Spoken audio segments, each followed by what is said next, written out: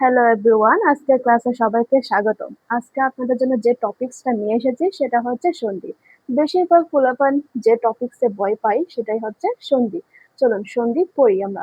সন্ধি মিন্স ধ্বনির মিলন। সন্ধি মিন্স ধ্বনির মিলন। আমরা ধ্বনি তো পড়ছিলাম না এর আগের ক্লাসে। সন্ধি মিন্স ধ্বনির মিলন। আচ্ছা বলেন তো ধ্বনি কি ছিল? এর আগের ক্লাসে পড়েছিলাম না ধ্বনি কি ছিল?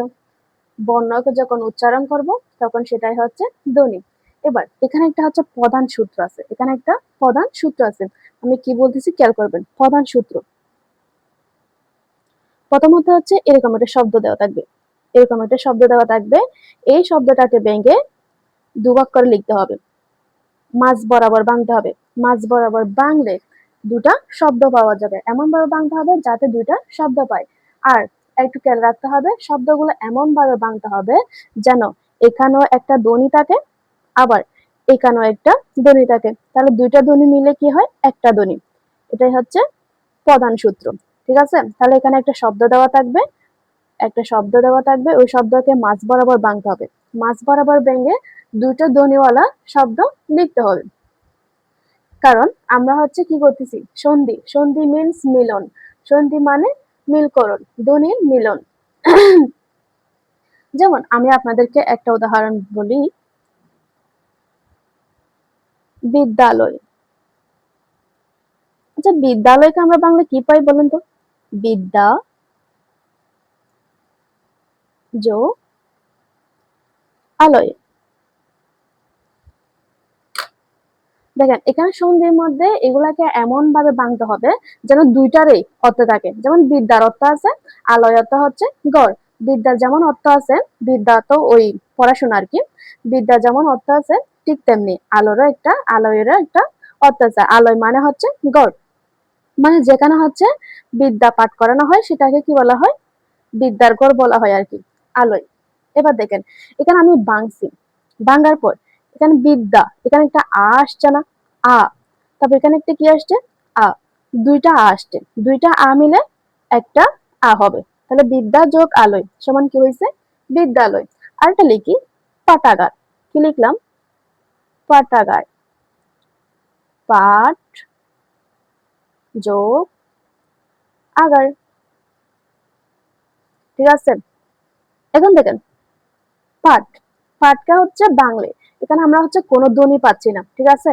কোনো ধ্বনি না থাকলে এখানে একটা অধ্বনি আছে। কোনো ধ্বনি যখন থাকবে না এখানে একটা অধ্বনি থাকবে। আর এখানে কি আছে? আ। তাহলে অ যোগ আ মিলে সমান কি হয়? আ। ঠিক আছে? ভালোভাবে খেয়াল করবেন। সন্ধি এতটাও কঠিন নয় যে স্যার আমাদেরকে ভয় পাইতে হবে। এবার আসেন তাহলে আমরা সন্ধি কি বুঝতে পারছি, মানে দুইটা শব্দ ভেঙে লিখতে হবে যেন ওই দুইটা শব্দের কি থাকে? অর্থ থাকে। ঠিক আছে? এবার আসেন সন্ধি। সন্ধি কত প্রকার ও কি কি? সন্ধি হচ্ছে প্রথমত দু প্রকার, বাট সর্বমোট হচ্ছে তিন প্রকার সন্ধি। একটা হচ্ছে খাঁটি বাংলা, একটা হচ্ছে খাঁটি বাংলা, আর একটা হচ্ছে তৎসম। তাহলে কয়টা পাইলাম? দুইটা। আবার এদেরকে বাংলে, খাঁটি বাংলা বাংলে এখানে পাই স্বরসন্ধি,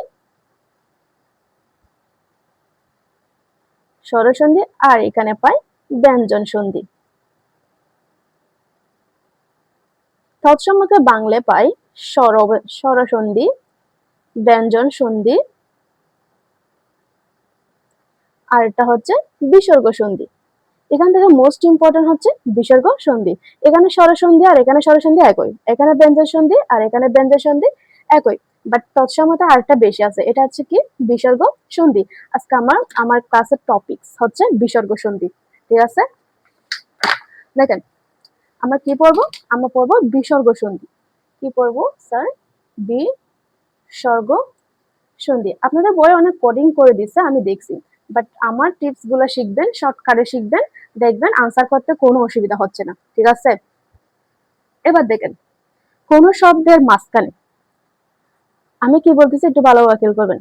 কোন শব্দের মাঝখানে, কোথায়? কোন শব্দের মাঝখানে র বসন্ন র আর কি, র্যাপ। তারপর হচ্ছে রফলা, এরপর হচ্ছে তালব্য শ, দন্তাস,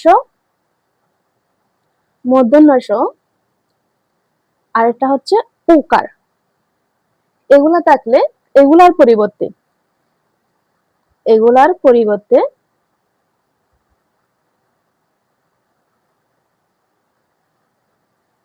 এগুলোর পরিবর্তে আপনারা কি বসাবেন? বিসর্গ। ঠিক আছে? তাহলে আজকে ক্লাসের টপিকস কি? আজকে ক্লাসের টপিকস হচ্ছে বিসর্গ সন্ধি।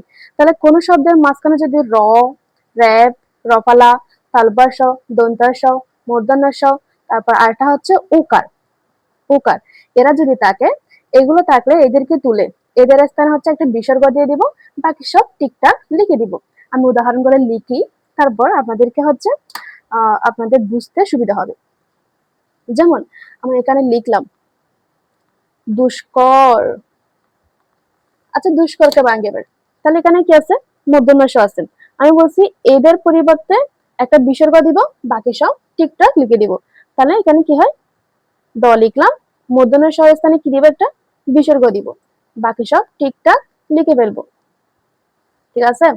এরপরে আরো আছে দুর্নীতি। তাহলে এখানে র্যাপ আছে না স্যার?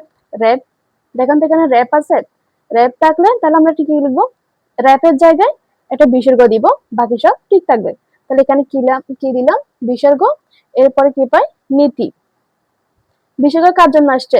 র্যাপের জন্য আসছে। আমি বলছিলাম কিন্তু র, র্যাপ, রফালা, তালব্য শ, দন্ত্য স, মূর্ধন্য ষ, উকার, এরা থাকলে এদেরকে তুলে ওখানে কি দিব? একটা বিসর্গ দিব, বাকি সব ঠিক থাকবে। এরপর আসেন আবিষ্কার। কি লিখলাম? আবিষ্কার। এটাকে বাংলা কিভাবে পাই? আবি, মূর্ধন্য ষ আছে না, এর পরিবর্তে কি দিব? একটা বিসর্গ, যোগ কার। এরপর আছে পুরস্কার। সবগুলো একই প্রায়, বলতে গেলে এতক্ষণ পর্যন্ত আপনারা বুঝে গেছেন, আমার যা সম্ভব মনে হলো আর কি।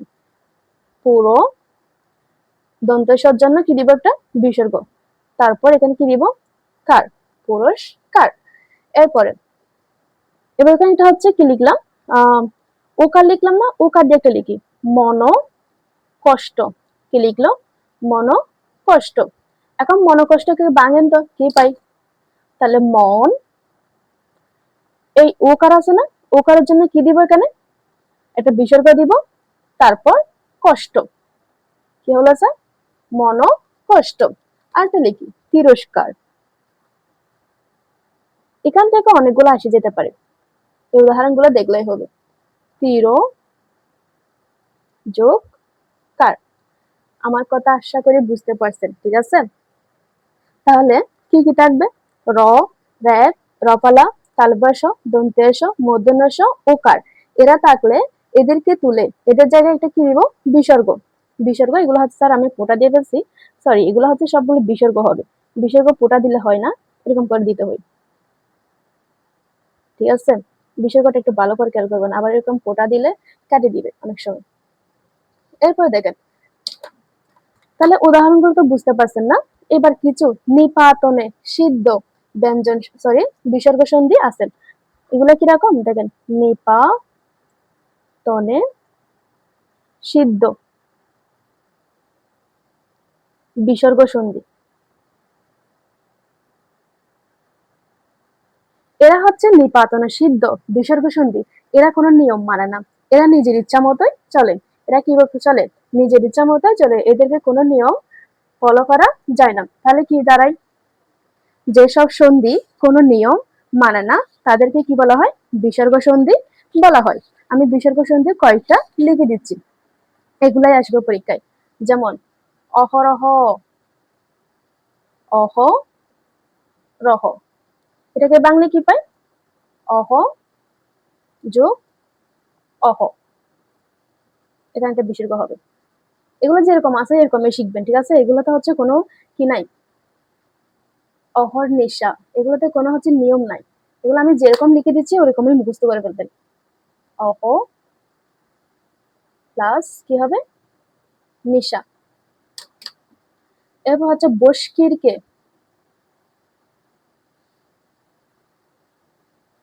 বস্কিরকে, তাহলে এখানে কি হয়, এটা হবে বাস্কর, এরকম করে হবে। তারপর এখানে কি হবে, কর।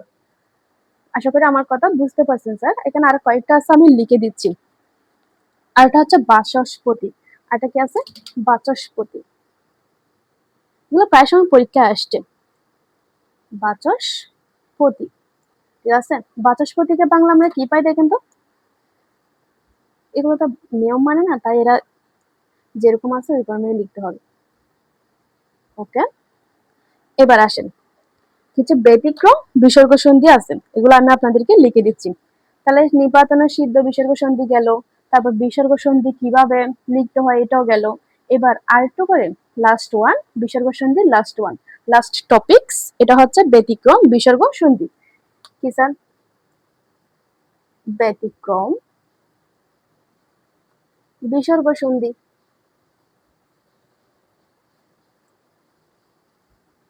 এগুলো হচ্ছে হুবহু মুখস্থ করবেন, এগুলোর কোনো নিয়ম নাই। তাহলে নীরব, প্রথম আসা হচ্ছে নীরব। নীরবকে বাংলা আমরা কি পাই, নি, এটা বিসর্গ হবে প্লাস র ব। এরপর আসেন নীরব, নি রোগ, এটাকে ঠিক সেম ভাবে এবার বাংলাতে হবে। আমার কথা কি বুঝতে পারছেন স্যার? এবার আসেন আরেকটা হচ্ছে নিরস, নিরস মানে এখানে হচ্ছে দীর্ঘিকার থাকলে এখানে কি হবে, রস্বীকার। শুধুমাত্র এগুলার ক্ষেত্রেই হবে, আর কোনগুলোর সাথে হবে না, নিরস। এরপর হচ্ছে নিরক্ত,